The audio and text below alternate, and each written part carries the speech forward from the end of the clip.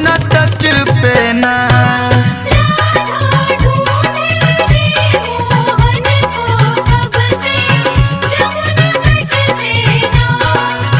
यमुना तट पे ना रे सखिया, यमुना तट पे ना। यमुना तट पे ना रे सखिया, यमुना तट पे ना। हरि मोहन संग खेलन को कब से यमुना तट पे ना।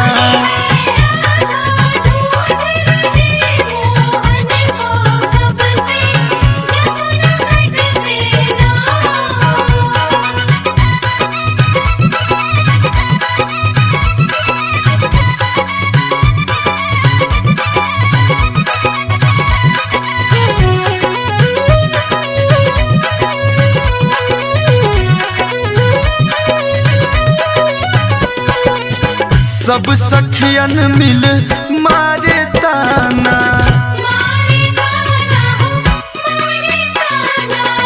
आयो न तेरो छलिया दीवाना। सब सखियन मिल मारे ताना, आयो न तेरो छलिया दीवाना। यमुना तट पे ना रे सखिया, यमुना तट पे ना। यमुना तट पे ना रे सखिया, यमुना तट पे ना। हाँ तेरो धानी चुनरिया रंगन को कब से यमुना तट पे ना।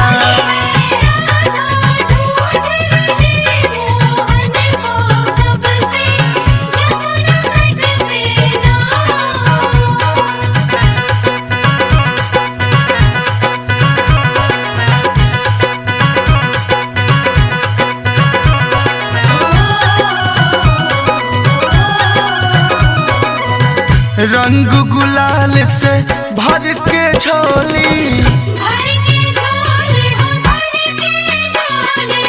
श्याम को ढूंढे राधा की टोली।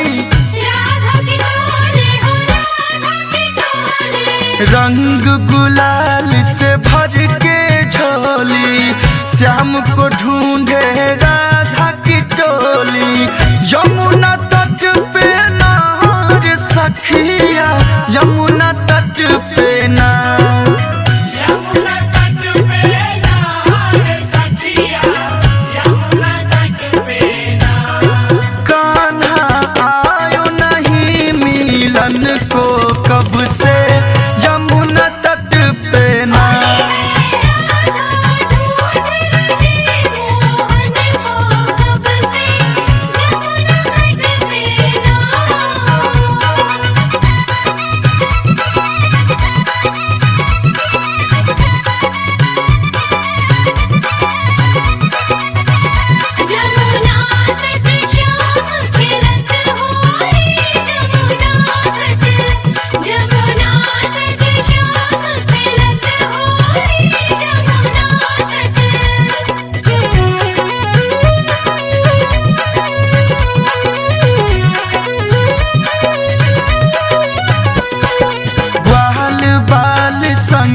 मोहन आयो,